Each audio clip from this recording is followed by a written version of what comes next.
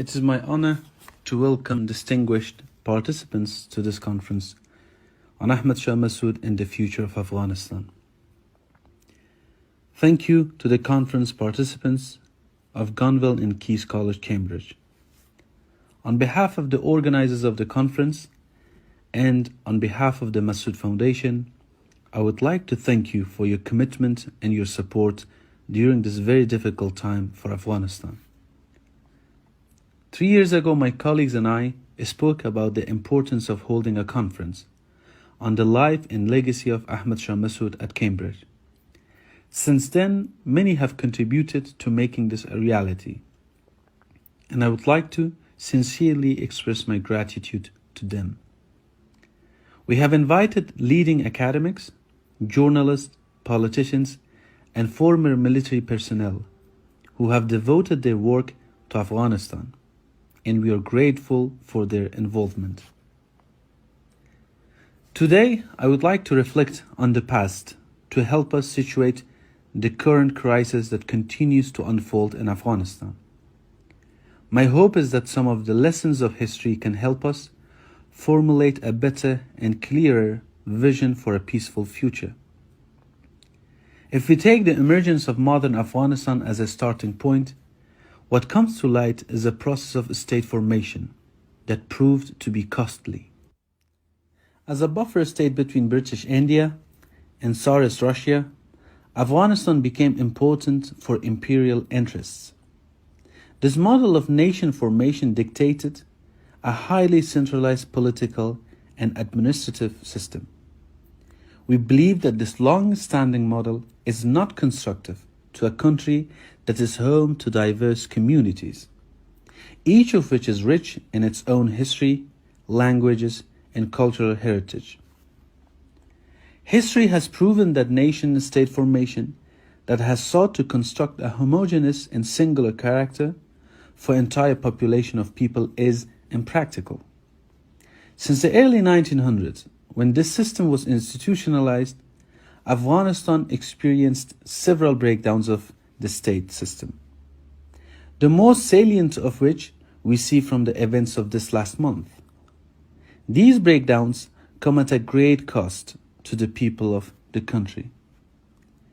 A realistic and pragmatic approach is necessary, and we believe that the decentralized political and administrative system is the best way forward. Based on this model, local communities will have the power to elect their local leaders and hold them accountable. People will also have the ability to take an active part in policy making at the local community level. This model has existed in Afghanistan over the last century in varying degrees. My father, the late Commander Ahmed Shah Massoud, also pushed for this alternative vision to ensure social justice, dignity, and recognition for all, and stand against any colonial, neo-colonial, or pretensions in the garb of extremist groups such as the Taliban. Since taking over Kabul on the 15th of August, the Taliban, through acts of terror and destruction, are once again engaged in ongoing atrocities against different communities. They are standing against the fundamental rights of women and of our girls receiving their education. The Taliban have made our country a refuge for international terrorism, and one that is isolated and regressive.